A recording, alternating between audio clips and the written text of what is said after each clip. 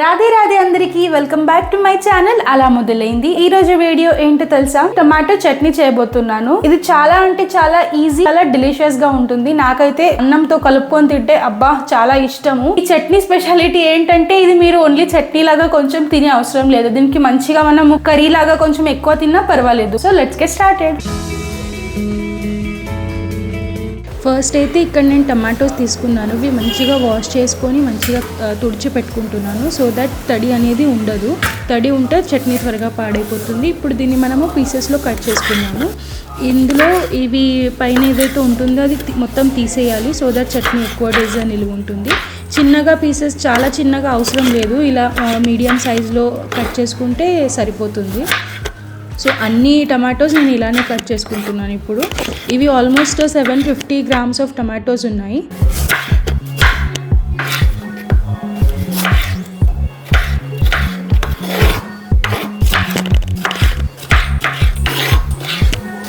So చూసారు కదా, అన్ని టమాటోస్ నేను ఇలా కట్ చేసి పెట్టుకున్నాను. ఇప్పుడు కడాయి పెట్టుకొని ఇందులో ఒక 7-8 స్పూన్స్ అలా ఆయిల్ వేసుకున్నాను. సో చట్నీలో ఎక్కువనే ఆయిల్ పడుతుంది కదా, అందుకే నేను ఇక్కడ 8 స్పూన్స్ వరకు ఆయిల్ వేసుకున్నాను.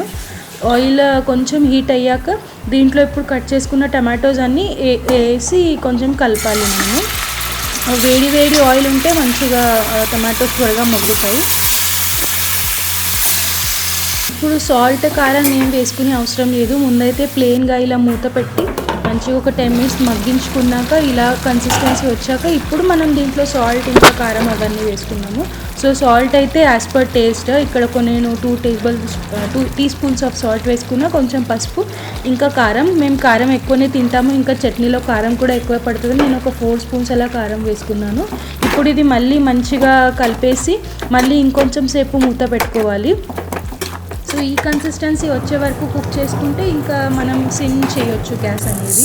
టమాటో మంచి కుక్ చేసే వరకు ఇక్కడ మనము పౌడర్ రెడీ చేసుకున్నాము. ఇందులో నేను 2 tablespoons ఆఫ్ ఆవాలు వేసుకున్నాను, 1 tablespoon ఆఫ్ జీలకర్ర అండ్ 1/2 spoon ఆఫ్ మెంతులు. ఇవన్నీ ఒక చిన్న కడాయిలో ఇలా డ్రై రోస్ట్ చేసుకోవాలి. ఆయిల్ అస్సలు వేసుకోకుండా మంచిగా బ్రౌన్ షేడ్ వచ్చే వరకు, డార్క్ బ్రౌన్ రావాలి. సో బ్రౌన్ షేడ్ వచ్చే వరకు మగ్గించుకోవాలి. చూస్తున్నారు కదా ఎలా దీనికి మొత్తం బ్రౌన్ కలర్ వచ్చిందో. సో దీన్ని ఇప్పుడు మనం మంచిగా ఫైన్ పౌడర్ లాగా చేసుకోవాలి. ఇది మసాలా ఉండి ఇందులోకనే కాదు, మీరు ఇలా చేసుకొని కర్రీస్లో కూడా వేసుకుంటే చాలా బాగుంటుంది మసాలా. మీరు కూడా ట్రై చేయండి. సో ఇప్పుడైతే ఇది నేను మంచిగా పౌడర్ చేసుకున్నాను. సో చూడండి ఈ కన్సిస్టెన్సీలో రావాలి. ఇప్పుడు మనం మగ్గించుకున్న దాంట్లో ఇది వేసుకోవాలి. మ్యాష్ చేయండి మీరు టమాటో, అంటే ఉడికినాక కొంచెం ఇలా స్పూన్తో ప్రెస్ చేసుకుంటూ దాన్ని కలిపితే అది మంచిగా మ్యాష్ అవుతుంది. దాంట్లో మనం చేసుకున్న పౌడర్ మొత్తం వేసి ఇలా మంచిగా కలుపుకొని ఇంకొంచెం సేపు మూత పెడితే అది రెడీ అవుతుంది. సో ఇప్పుడు ఇక్కడ దీంట్లో తడక పెట్టడానికి నేనైతే ఇక్కడ ఎల్లిపాయలు తీసుకున్నాను. సో ఎల్లిపాయలు మనం మిక్సీలో వేసుకుంటే అంత టేస్ట్ రాదు, అందుకే నేను ఇలా దంచుకుంటున్నాను. ఇలా కచ్చపచ్చగా ఉండాలి.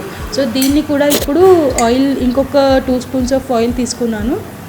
దీంట్లో కొన్ని ఆవాలు అండ్ కొంచెం జీలకర్ర అండ్ ఇప్పుడు మనం దంచి పెట్టుకున్న ఎల్లిపాయలన్నీ అందులో వేసుకోవాలి. ఇంకా కరివేపాకు అదంతా ఏం అవసరం లేదు. చాలా కొన్ని ఇంగ్రీడియంట్స్ అవి చేసుకుంటాం మనం చట్నీ.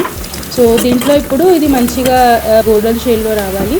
వచ్చాక ఇది మనం చేసి పెట్టుకున్న టమాటో చట్నీ ఏదైతే ఉందో దాంట్లో వేసి మంచిగా కలుపుకుంటే మన టమాటో చట్నీ ఇస్ రెడీ.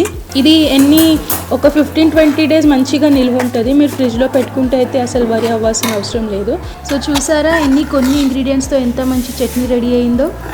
ఇప్పుడు నేనైతే అన్నం వేడివేడిగా చేసిన అన్నం ఉంది, అసలు నేను ఆగలేకపోతున్నా. అందుకే అప్పుడే వెంటనే కొంచెం అన్నం తినేసాను.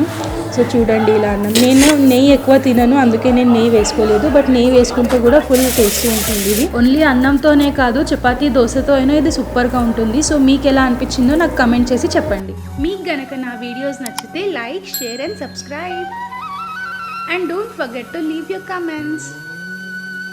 Thank you for watching.